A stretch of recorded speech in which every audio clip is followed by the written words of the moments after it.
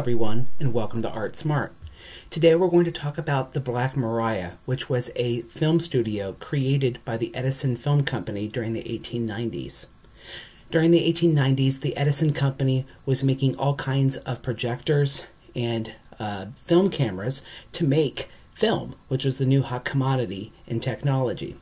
And they needed to have films in order to distribute around the country and, quite frankly, around the world to promote all of this technology. So how are they going to do this? They had a problem. The Edison Film Company were making their films in a very, very tight area in New York.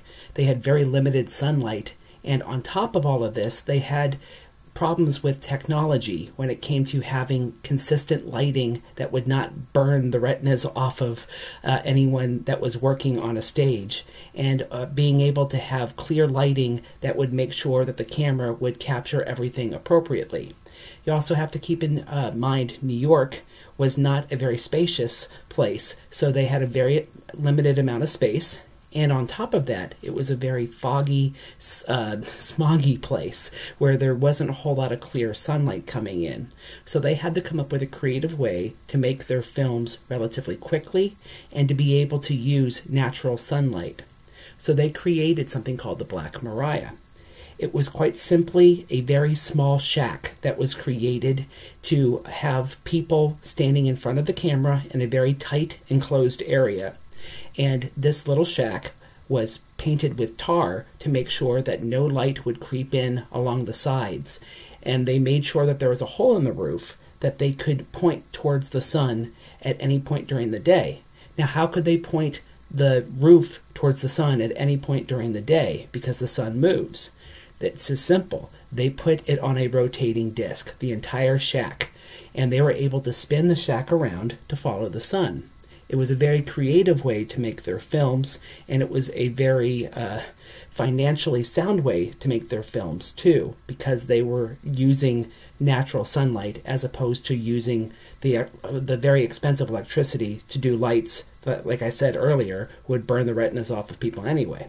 So they were able to make their films very consistently, and they were able to do it very economically.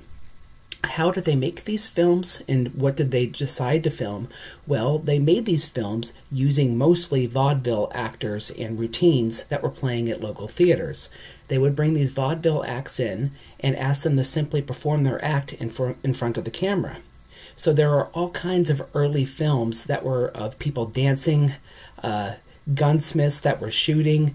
You had Native American dances that were being performed. You had actors putting on small skits in front of the camera, and so forth. In fact, they even did simple things like having people that were working for the Edison Company go and do simple actions in front of the camera.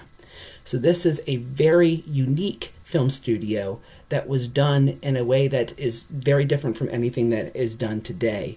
Film studios today are very high with technology, and everything is very controlled. And in the early days, they had to find a very creative way to find people to get on the screen, and also find ways to record everything without having to use a lot of technology. And I think that they did a commendable job considering all the challenges they had.